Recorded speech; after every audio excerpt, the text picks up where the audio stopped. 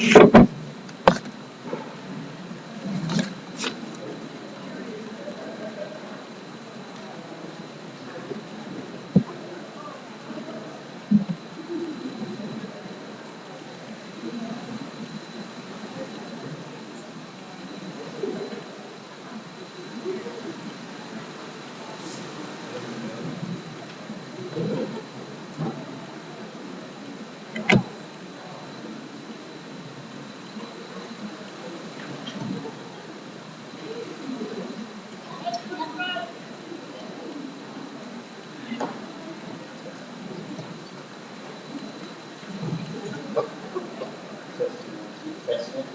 that working? That's great. So hot. Okay. Good.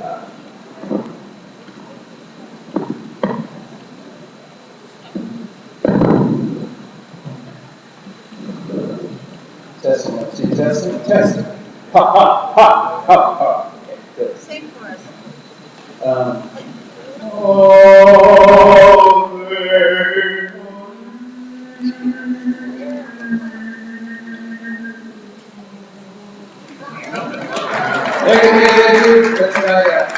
I didn't make it with the pants on the ground thing, so I thought I'd take it to a different direction. America's most I would ask that if you are in the back, if you could just move up a lot. I know that folks will be leaving during my presentation. I'll try to be as entertaining as possible. The lions should be here just a little bit. I've got the flaming boots, the whole spinning place thing. I know it's the afternoon and you guys want to go home, but I appreciate you being here. I just want to make sure that I'm able to give you as much of my energy as possible so you can get your full money's worth. And by the time information gets that far back, it's used. Who wants to use information? So, if you could just move forward, I'd appreciate it. Thank you.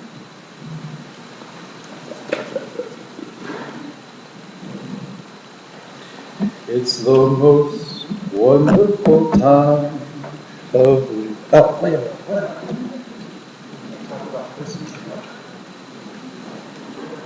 Because it'll be here all too soon. July makes me nervous. Because I know what comes after it. No. All right.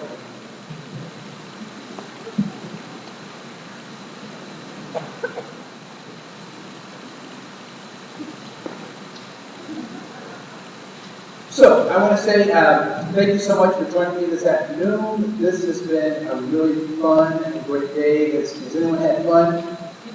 All right, cool. Has anybody learned anything? Yeah. All right, great, thank you. Because I have too, so I appreciate you being here. You could have selected to be in any of those other fine workshops, but you elected to be with me. So I honor you and I appreciate you. Are there any questions, comments, or observations from the first two sessions that we did today? Any questions, comments, observations?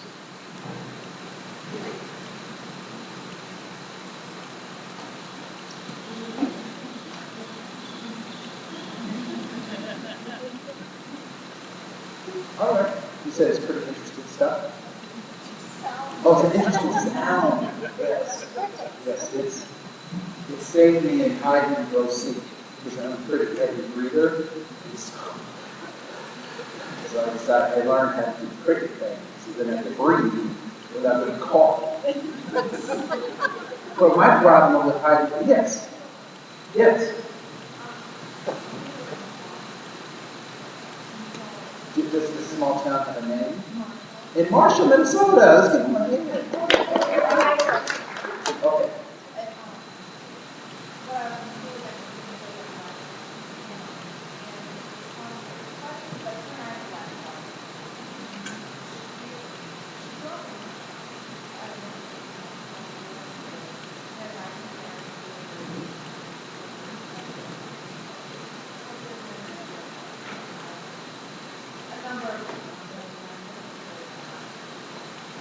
Right, Jehovah's Witnesses is not white and Martin Minnesota.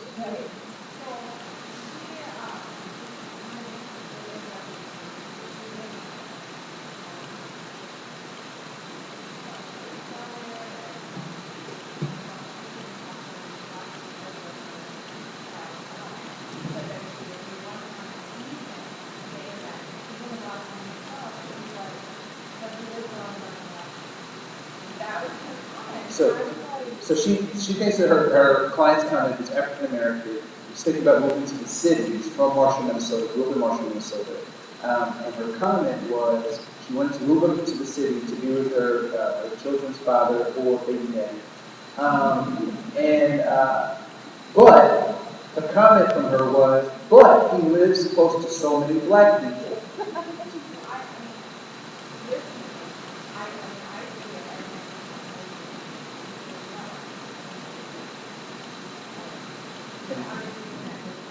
Yeah, and so she says that listening to this presentation, that she thinks that there could be prejudice within a group.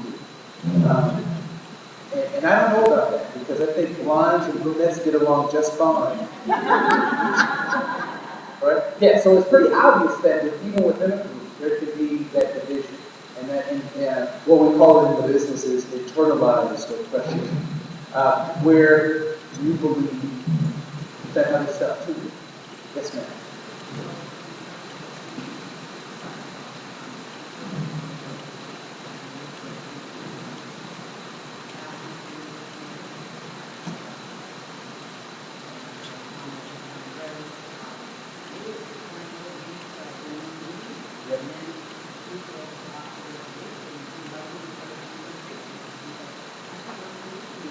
Yeah, she was just sharing that she's Native American and Canadian, and so not fitting in both of those worlds.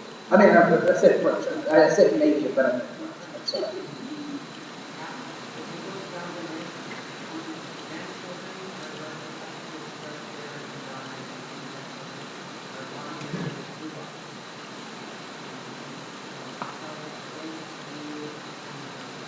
Yeah, and then coming off the res, that's held against you as well. So not being able to never pleasing anybody. And what's the moral of the story? You can't please anybody. Right? Yes, sir. Yes, sir.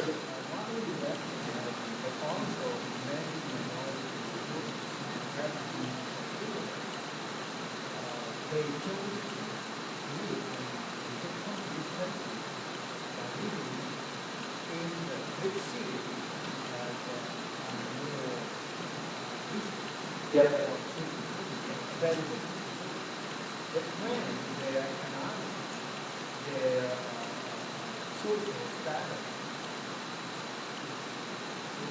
Yep.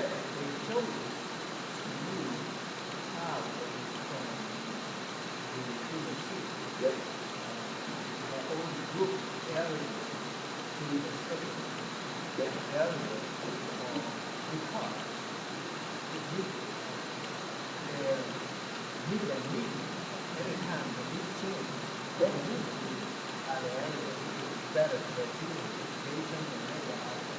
Yeah, what he was just sharing was that when refugees and immigrants come to the United States, they typically go to the big cities. And then as their income increases, they move from the city out to the suburbs. And I think there's a book by Carter G. Woodson called The Miseducation of the Negro. And Carter G. Woodson talks about that same phenomenon, that part of what he said was that Negroes were being miseducated because they would go to school, learn all of this great stuff, and never go back to the community to help. And so that became, so colleges and universities became kind of a, it's a catch-22, because you lost your best and your brightest when they should come back to the community. So Carter G. Woodson, it's a book, Miseducation of the Negro, and it's timeless. It is timeless. So it's one of the pillars of the work that I do. Any other comments or observations?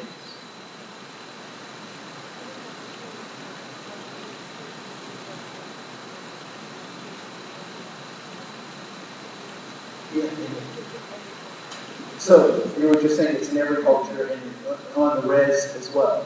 Yeah, and it's so funny how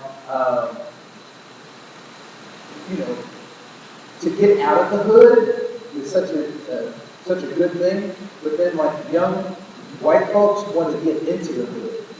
You know, they regentrify it, they get all cool and hip, and then you know after you left the hood, you go, I didn't know the hood was this cool. What is going on? You know, and don't go to a blues concert. You won't see one black person. Okay, I don't want to talk to me. That's okay. But those kinds of things. And so it's really interesting. And actually, anybody listen to Sean Hannity? Okay, so I was listening to Sean Hannity the other day. He said something that was really kind of interesting, and I was like, oh.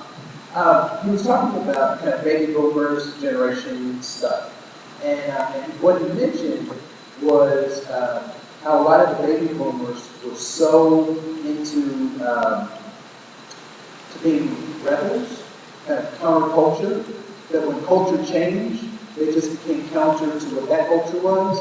And so, for example, one of the examples he gave was Dennis Hopper, right? So Dennis Hopper in the 60s and 70s, really counterculture dude, kind of liberal in a lot of ways. But then that's when the society was conservative, and then when the society became more liberal, he became more conservative. And so I just thought that was a very interesting point that for a number of the baby boomers, it was just about being obstinate. What's that? Maybe it's ODD. Okay. As long as it's not ODD, then we're cool. And y'all get that? Okay. All right. So let's get rolling on this segment, and so we talked a little bit in the last session about paradigms and how you think impacts the way you live. We have a lot of folks that are in poverty and that come to us, and we need to help them change this. So I'll give some practical ways that we can help that. But I want to explore a little bit more about how they became poor and why they are poor. All right. So.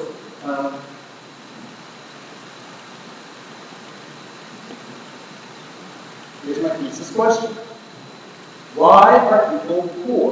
So what I'd like you to do is talk with your neighbors for just a couple of minutes and explore that question with your neighbors. Why are people poor?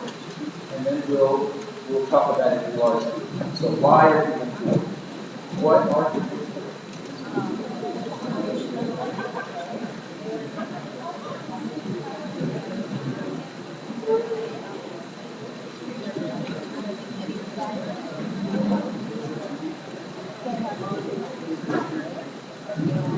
If you see somebody who doesn't have a neighbor, become a neighbor.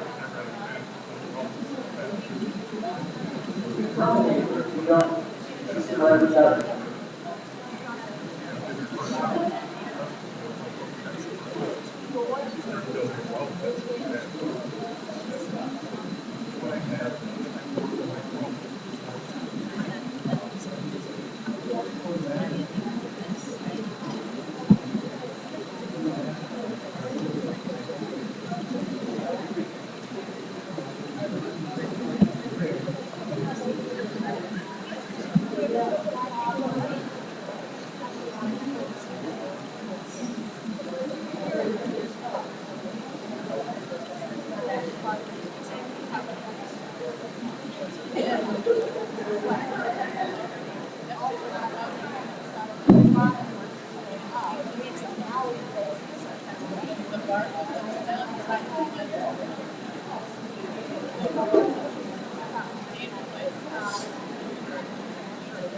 Ten seconds.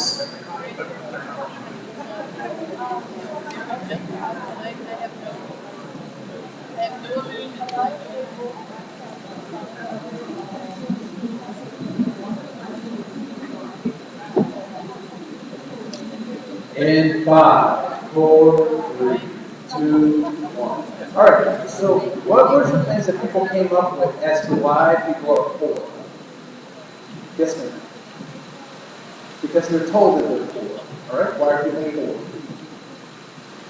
Yes. They haven't learned how that before. Okay? Yes, sir. All right, society makes the rich richer, the poor poor. Yes. They have disadvantages that they have to overcome, and maybe they can't overcome them. Okay, so they have disadvantages that they have to overcome, and maybe they can't overcome those. Okay? Yes. Four choices. Okay? So they make four choices. Yes, ma'am. Okay, we have to define what four is.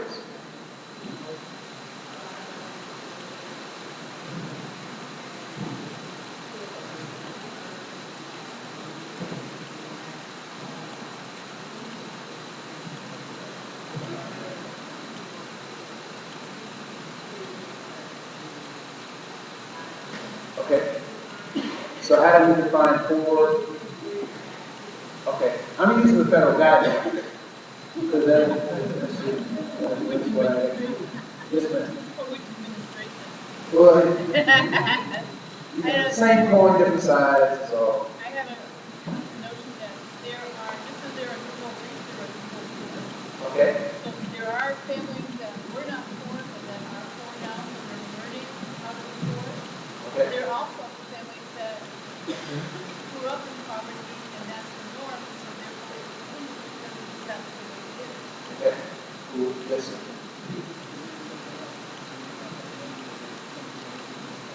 Okay, so they may not have money, but something else is more important. Husband, family, or something else. Yes, ma'am. Lack of resources that are available to them. Okay. So, yes. Okay, so capitalism doesn't support a living wage for everyone. Okay. Yes, sir. She said capitalism does not support a living wage, is that correct? For everyone. Okay. Those are all great reasons why people are poor. Well, we'll get to that too. All right. Yeah, we'll get to that too. So I also sit on the board of ACAP, Community Action Program. It's a Noble County's Community Action Program. It's quite popular. So I sit on the board of this organization. I sit on the board of this organization. I sit on the board of this organization. And so we're talking about this thing called Head Start. Have you ever heard of that program, Head Start? And it's for poor people so that their kids can get a leg up on education and so forth and so on. So we're sitting, I sit on the board of this organization. Okay? And so we're talking about Head Start, and we're going over the budgets and all this kind of stuff. It's my first year on the board, and so I'm sitting in this meeting, and I'm getting these little flashes of memory. Right? Like that movie, The Wolverine or something, where these memories come back a little bit at a time. And so I called my mom, and I said, Mom, I'm on the board of this ACAP organization, and we run Head Start. And some of the stuff that we're talking about sounds familiar. What does my mother do? She laughs, right? She laughs because I was in Head Start. And I'm like, oh my goodness, this is so weird, right? I was like, we were that poor? And she was like, yeah, we were that poor. We were in Head Start. We got services. That's how you get your son. And it's so funny, at Christmas time, we were also talking about, just kind of family memory stuff, and my brothers and sisters and I, we were talking about our favorite dinner. We had a favorite dinner. And it was the night that we had pancakes and eggs for dinner. It was our favorite. I mean, among the four of us, that's what we talked about. And we talked about how good that was, how special that was. And my mother just kind of looked at us and she shook her head. Yeah. She was like, yeah, we're going to be Catholic, right? Pretty close. Pentecostals and Catholics were like that. Yeah, it was Friday.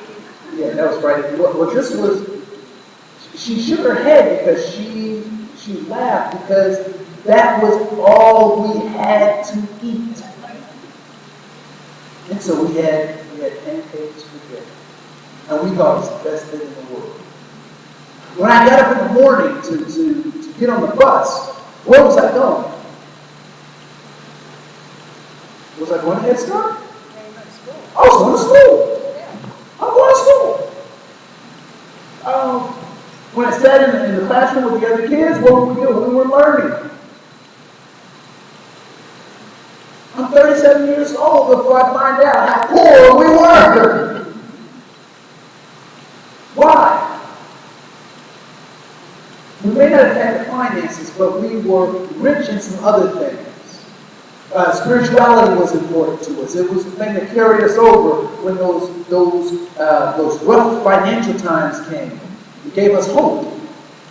One of the things that when I was younger, it was, I think I was like 22 or something, and I'm working for this place called the American Youth Foundation, and we're working in the community. We're helping the community strive to do these things, and I told you my father was a preacher. I drifted away from the church and the faith and all this kind of stuff because I got smarter than my father's God kind of thing.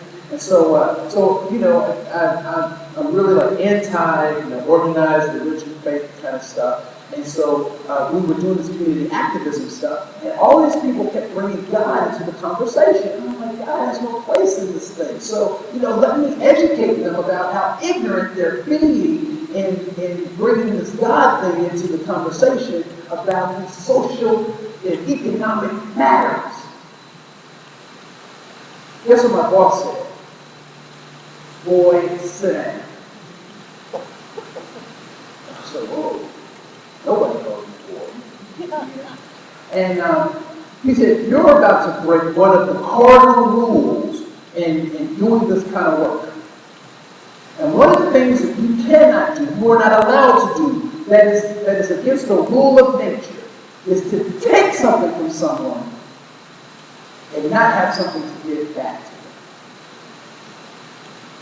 So, I listened.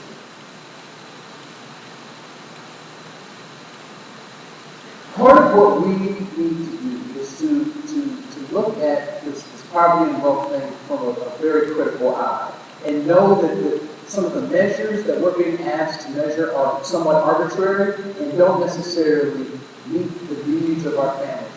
They don't want to necessarily live like me. It doesn't mean that I have to accept that they live a lower standard than I do, but I have to understand that people want to make different decisions.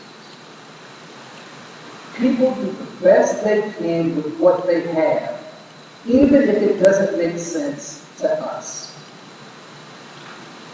I've never met a kid, I ask my nieces and nephew, I say, you'll give me a glass of juice, because that's what we do at our family, we make the kids work, there's no responsibility to be a part of it. Anyway, so I ask them to get something, and they go to bring it back to me, and sometimes they spill. My nieces and nephews love me. They want the best for me just as I want the best for them. Did they need to spill? No. They were trying to carry out their duties as best they could, and they still made mistakes. The same holds true for us. All right? So we're all doing the best we can with what we have, even though sometimes it's not enough. All right? So when I talk about, why are people poor, there's only one reason that people are poor. And actually, before I answer that question, let me flip the question. Why are rich people rich? Because they don't pay taxes? Okay. They get tax breaks. Okay. They have money. They learn to accumulate and keep wealth. Rich people are rich because they have learned to be rich. Who teaches rich people how to be rich? Other rich people. So if you happen to be born into a rich family, who's going to teach you how to be rich? Your family. By default. Right? Why are poor people poor?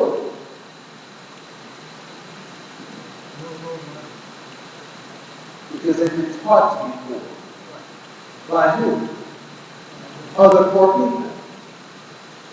Right? by other poor people. So if we can get people to start thinking differently, we can help them to start making different decisions. But one of the things that's extremely important, and I'll get to this, but the whole concept of delayed gratification. I battle that myself. When my money gets low, that's when it's crazy. When my money gets low, that's when I want to spend it. Anybody else feel like that? You know, when it looks like I'm not going to be able to go out to eat, I got to get over the kids. Right? In my last. So that's the premise that I'm working from. Because those things, those other things that you mentioned, racism, lack of opportunity, blah, blah, blah, that stuff exists and it's going to exist. You know, I'm Christian, and the book that we read says, the poor you will have with you always. That's what it says, right? And it also says, any Christians know what you're supposed to do with the poor, what you're supposed to do to them. The Bible says, the book that I read, the holy book that I read says, you preach to them.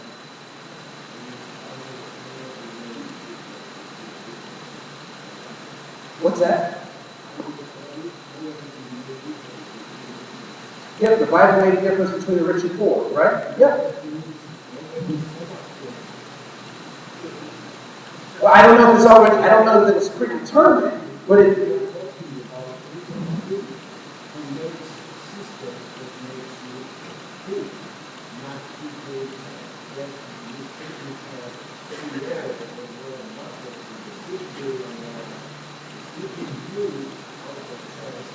Yes, and I understand that, man.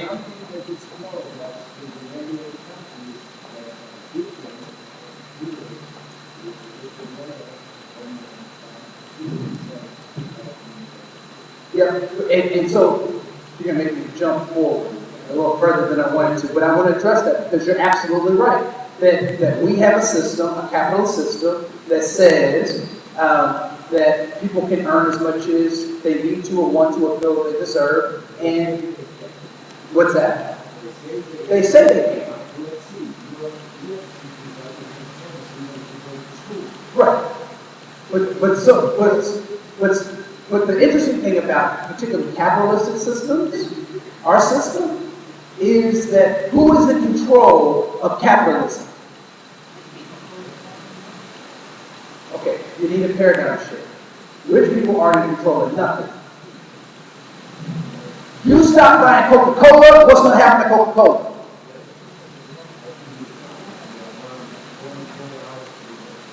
You stop buying Coca-Cola, Coca-Cola will go out of business, it will no longer exist. People people complain about NBA players making all this money. Quit watching the games. Quit buying the products. So, we have to take some responsibility for this craziness that we point fingers at. Because just like my mama used to say, when you point a finger, you got 3 points back at you. So when we talk about this economic divide and all this kind of stuff, we have to, if we're going to tell the truth, if we're going to point fingers, we've got to tell the truth. That a lot of us, and not necessarily folks in this room, but a lot of us are way too comfortable and way too lazy to write a letter about something that we disagree with. How many people enjoy and see themselves represented well on television? How many people look at those images of the housewives of the OC and what's the other one with the kids? Even K plus 8 and all these shows, and you go, wow, I am proud of those guys. Right? We don't say that. But how many people have written a letter? Come, right? Come. Did this, it was really cute when it first started. It was a good idea, but it just played out real bad, right? So Cub was doing this thing where they were comparing people to vegetables. So they had like this grandma with like kind of bluish hair, cauliflower hair, and they had a picture of a cauliflower next to her. And then they had, like a corn and a guy dressed in yellow and that kind of stuff. And then they had this black woman next to an eggplant. Now, I'm not Italian, but I've watched a lot of Sopranos. Well, they don't know, you guys really good show. And that's a derogatory term. Eggplant is a derogatory term for African Americans. And they put these two things together. I mean, if you think about it, and it was outside of that context, it makes sense. I mean, they kind of look, I mean, lady look like an eggplant. Her parents' fault, right? Well, guess what happened? Somebody wrote a letter and go, what happened to the campaign? They pulled it because somebody said something. As consumers, one of the things, I mean, as consumers, as people, as voters, we have gotten so lulled into thinking that we don't make a difference, that we don't do anything, which allows evil to continue.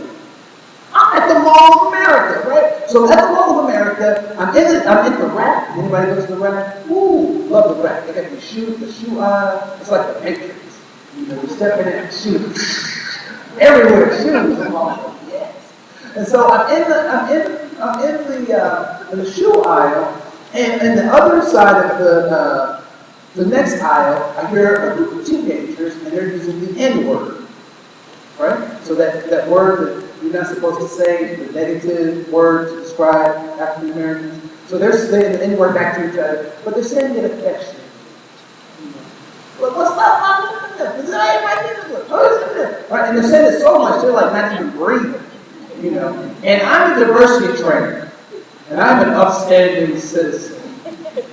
So I say to myself, so if they say it one more time, we must intervene. And what happens? They said it one more time. So I gathered up all my courage and all of my greatest respect, and I walked over there. And I said, excuse me, could you guys stop using the N-word? Now, I said it just like they were saying it, so they knew exactly what I was talking about, right? So I said, could you stop using the N-word? So, you know, it's a crowd of about 6, 8 kids. The tallest kid of the group kind of parts the group and becomes face to face with me. Now, I'm not scared of kids, right? Because I've already established I can play. And I'm the adult, and this is a kid, you know. So I'm like that. And so he walks up to me and he kind of puffs out his chest, and so I kind of puffed out my chest, and he looks me in the eye, and I look him in the eye. He inhales, I inhale him because when you inhale, you look a little bigger, right? So like that. And he looks down at me because he's a little taller than I am, and he says, "Yes, sir." And I go, "All right." Because on the outside, I'm like, cool. You know, on the inside, I'm like, ah! Right? What happened in that interaction? Did I change the fact that he will stop using the N-word with his friends and all that kind of stuff? No, I didn't change that. What did I change?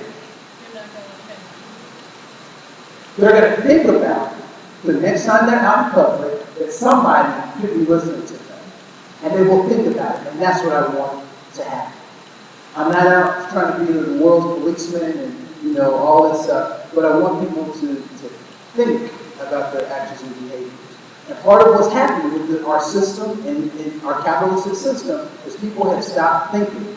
When I taught high school, we were training our students to think, to be critical thinkers.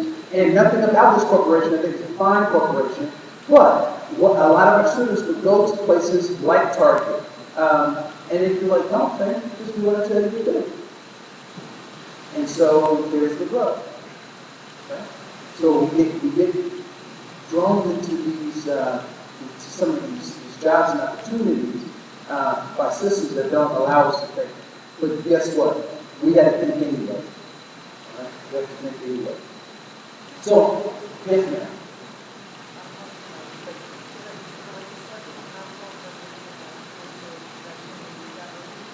Okay. So she asked a question that a lot of white people ask, and I appreciate that. Is it destructive and harmful for people to use derogatory terms to identify themselves or relate to themselves? And my answer. This is just my answer. Other people can ask other people, and they'll give you other answers. But my answer is what? Yeah, right? Because, people say you take something ugly and turn it into something beautiful. That only works with recycling, with stuff, right? Because when I hear that word, no image in my head comes up as beautiful. I don't get a beautiful picture when I hear that. So it's my responsibility to say something. It's not necessarily your responsibility to say the same kind of stuff that I would. I think that falls in the same category as when one girls and they tell you that they did something, and they're doing it in school, and then that's happening because She says that falls in the same category as when young ladies refer to each other as the B word, right? Affectionately. What's up, Mom? And so, and I also want to add that our kids only do what we allow them to do. Yes, sir. Yes, sir.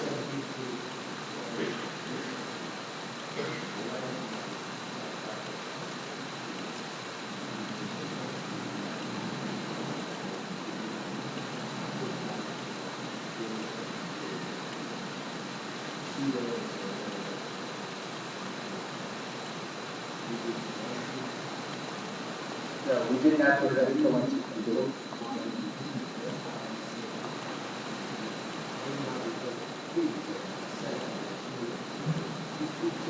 Yeah, if we stood up,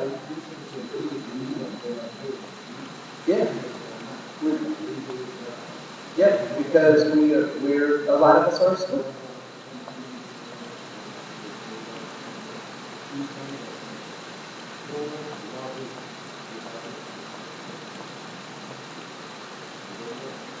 Yeah, yeah. So if we rise up, one of my favorite movies of all time is V for Vendetta. If you didn't see it, it's just because the storyline is not particularly original, but it does show how people stand up and what happens when people stand up and get their rights. Okay, so I had to move on. Thank you for indulging me, by the way. So I got another question. So we said, here's why people are poor. What gets said about poor people? That they're lazy. What else? That they're uneducated. They're what? Okay, they think poor. What else? Why don't they get a job?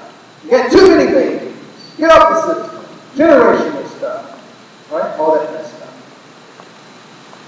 That's what gets said, right? Alright, I need 20 volunteers. Can I get 20 volunteers? Alright, so please stand up.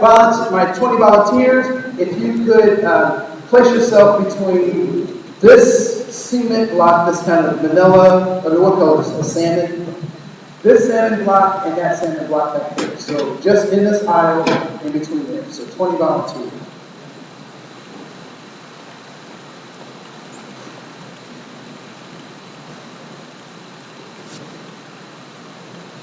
Alright?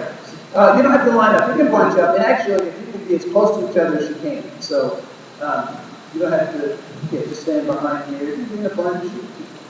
Face this way. Face it. Yeah, just right here. Just face me. Wherever you are in the line will be sufficient. Alright. Cool.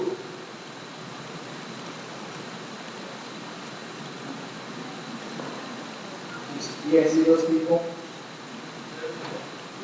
Is that a pretty good mix of these 7 more people? Think there's 7 more people? All right. I feel like it's all friends time. I need 7 more now. That's a big question. All right. Need 2 more people? Yes, ma'am. Go right ahead. Thank you. She came right in on cue. All right. So what you are about to experience is a little experiment. I do not fear for these people. They will not be harmed. And we do have psychological counseling afterwards. All right? So, but what I want you to do, my folks in the middle, I'm going to ask a series of questions, and I'd like for you to take a step forward, take a step back based on that question. All right?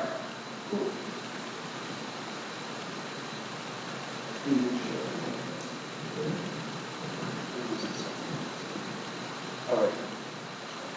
So question number one. Take one step forward if your parents have completed college or university. Take one step forward if your parents completed college or university. It doesn't matter.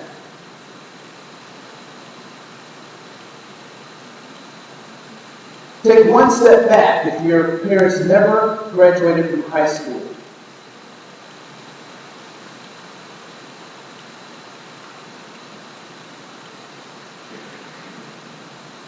Take two steps forward if the majority of the police, politicians, and administrators were of your ethnic or racial group, where you grew up. Okay? Take two steps back if you've ever been followed in stores because of your race, gender, or ethnicity.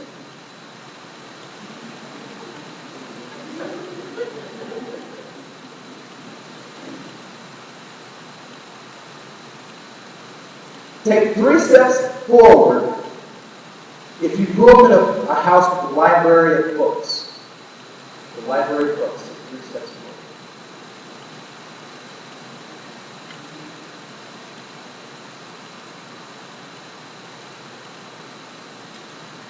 Take 3 steps back if the TV was on in your house for more than 6 hours a day. Take 3 steps back.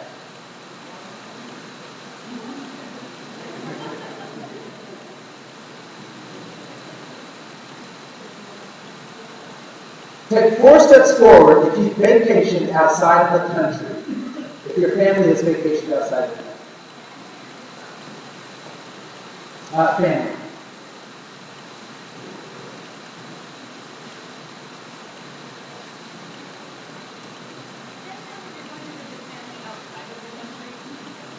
It only counts if you're in this line, or if you're in wheels in this section.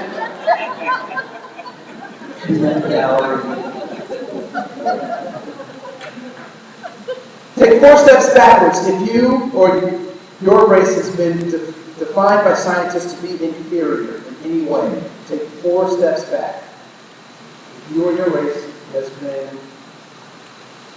defined by scientists to be inferior.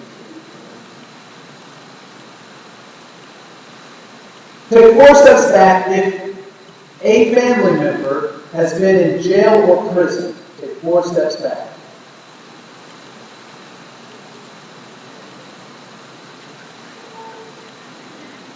Take 4 steps forward if you have a family member that is a doctor or lawyer.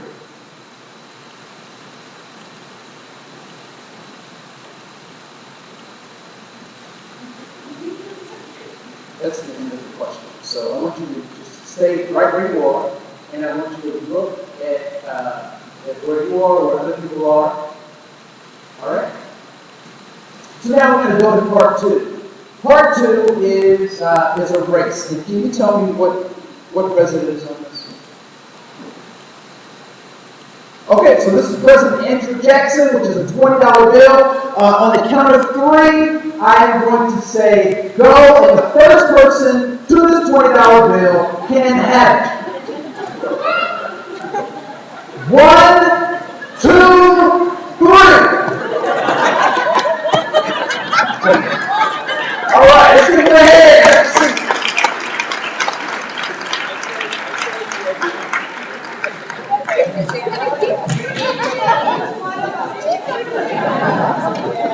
Point well taken.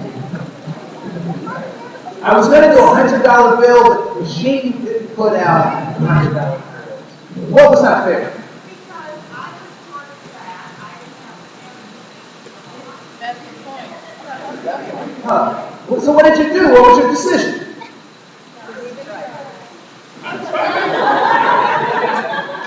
Say that again? You tried and you were going to cheat? The 2 of you were going to cheat. So where were you? You were in the back, and how about you, sir? You were close to the front, okay? So you were in the back. What decision did you make? What do you mean you're not trying? It was a lost cause. What are you talking about? Look, I gave everybody the same opportunity. I said, I'm holding up this thing. Come and get it. You did not give them all the same opportunity. What do you mean I didn't give them the same opportunity? I didn't do anything but hold up the thing and say, 1, 2, 3. No, because because her father, whenever it was done with her lawyer, therefore she was ahead. Okay, so because of her family, she got ahead, got her lawyer, that kind of thing. Sir, what was your, just when you were towards the front, what was your decision? What did you choose? There were people that were closer, so you didn't even try. And sir, you were in the back, and you didn't want to hurt anybody. You didn't try. Okay? Yes, ma'am.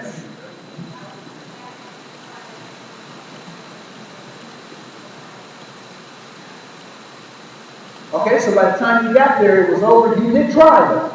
You tried, but by the time you got there, yes, ma'am. So you were trying to get out of the way of the two cheaters because they were.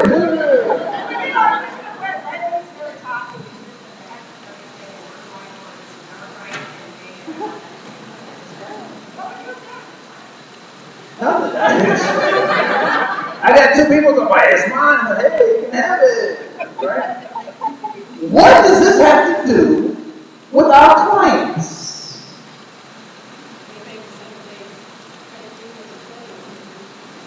Uh-huh.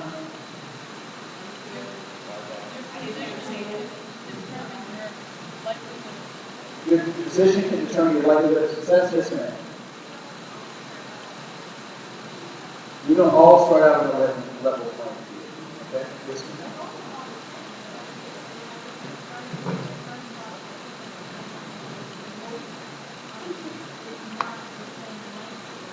Okay? So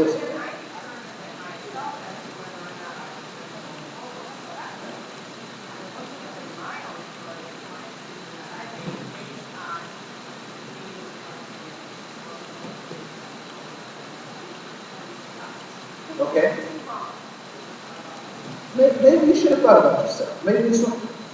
But, okay, so we got somebody who's pledging their sheets, their job sheets. Right? We bust them, what do we do? Section! That's what we do. But look at the race. Right? Yes, ma'am.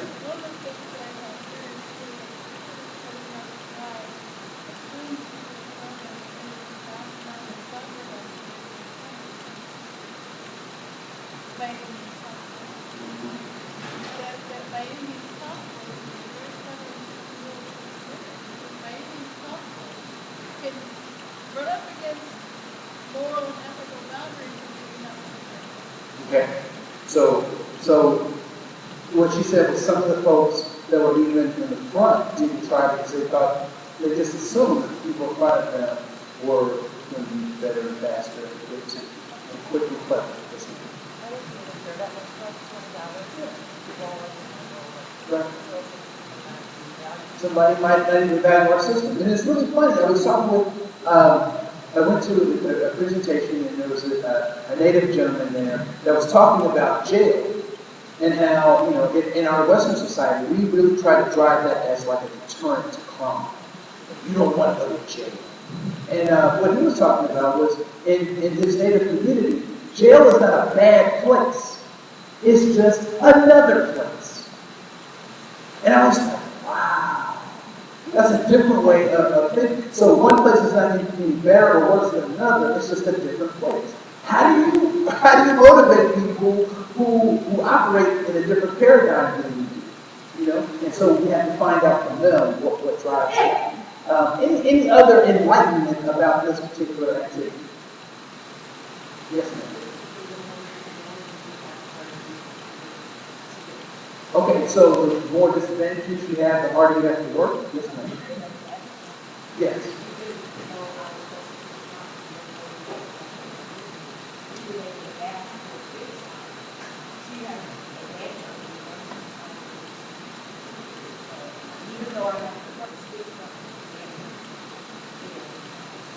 Okay, so, yes, ma'am.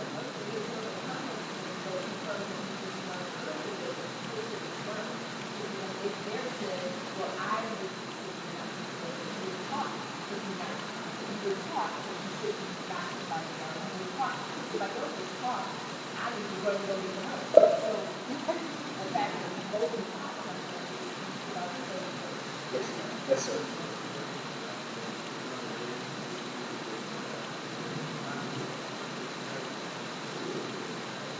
Yeah. How many of those questions that I asked have anything to do with your individual participation in this plan? Not a whole lot, right? I think it was, what was the last one?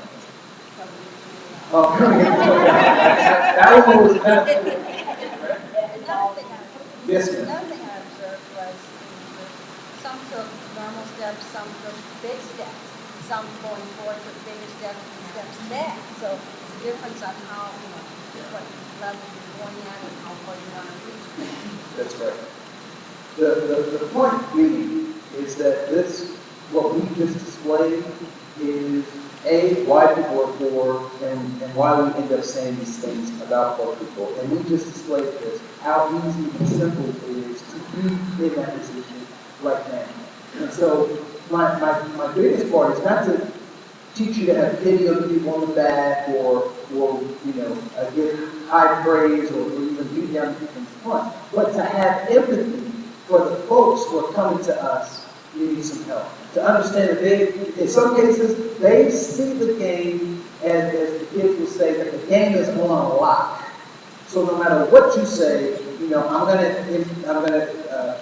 have racism stop me from doing this. I see these obstacles and these obstacles, and all we need to do as folks is shore them up with the confidence that even in the face of all of that adversity, it is to their best interest to move in the direction of their goals and their dreams. Yes, ma'am.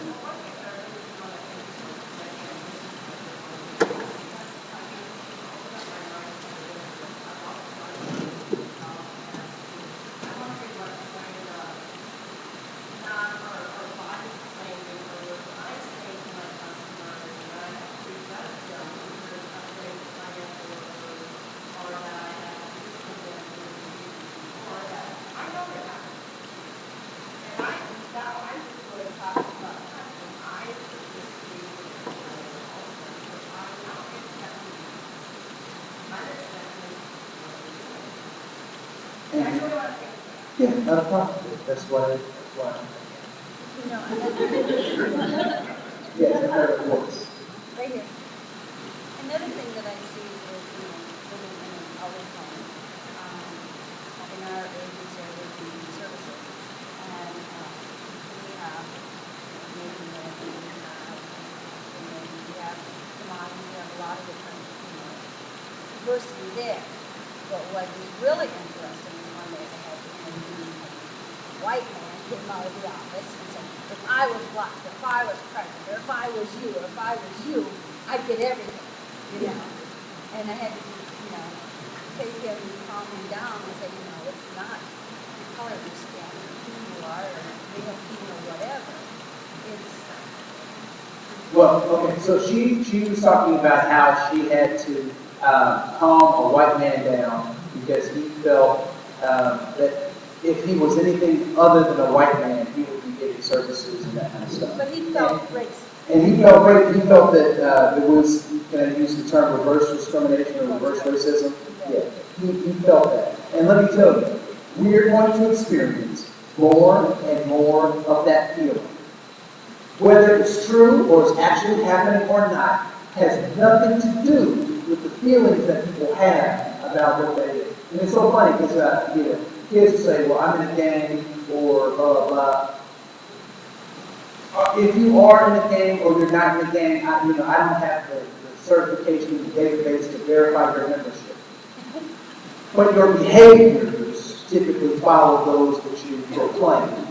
And so we will start seeing more and more reverse discrimination claims, reverse racism claims, because people have that feeling. And so part of what they're saying to us is that my dignity and my honor in being human has not been recognized by this system. That's a basic human reaction. Yes, ma'am.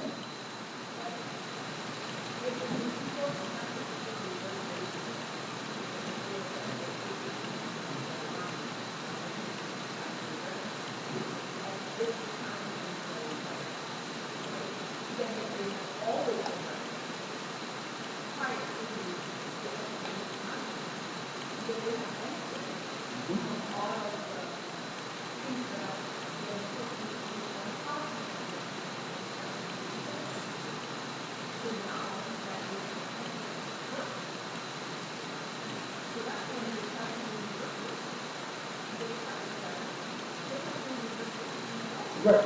Yeah. Yeah, right. What she's speaking to is the fact that now that in some ways it's speaking of a downturn, opportunities are reducing, people are feeling these things. And before they did feel it because the deck was stacked in their favor or on their side and that kind of stuff. But the thing that I want to caution us all about is that I have had negative experiences with racism and discrimination and that kind of stuff, and I don't want anybody to go through the kinds of stuff that I've done. So, if the shoe's on the other foot, I don't want that either.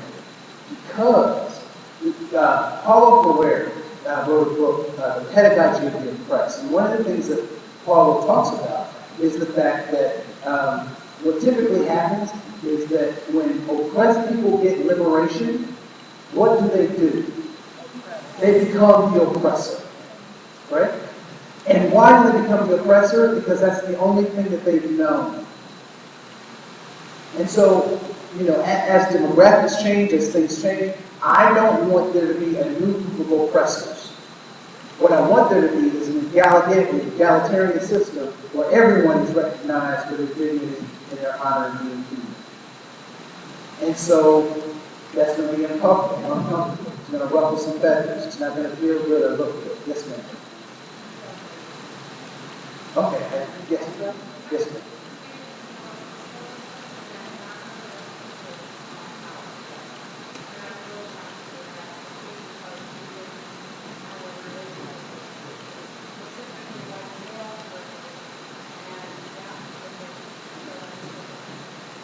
Okay? Yeah. There's a reason I didn't use privilege, and I particularly don't use white privilege, and I don't talk about white male privilege. Why? What do you think I don't talk about? Yes, sir. I'm afraid of nothing. Bring it on.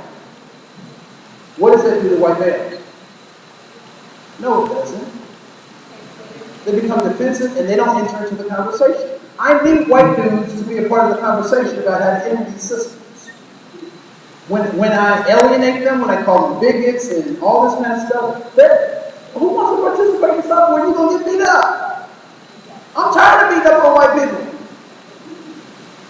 Right? And I'm sure white people get tired of getting beat up. So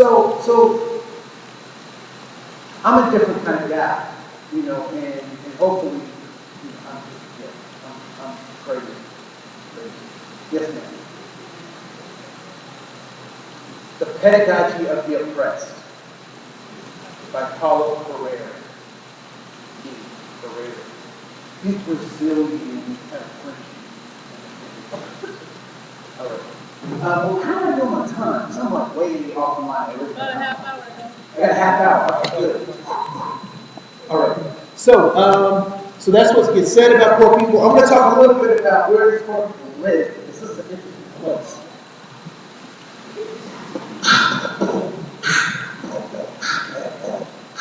Okay, so in your community, you guys come from all over the state. In your community, what is the hood called? What's it called? It's called the ghetto. What is it called? The trailer park. What else? What? You said Minnetonka. What? Well, where are you from? Now, the poorest neighborhood. It's really funny.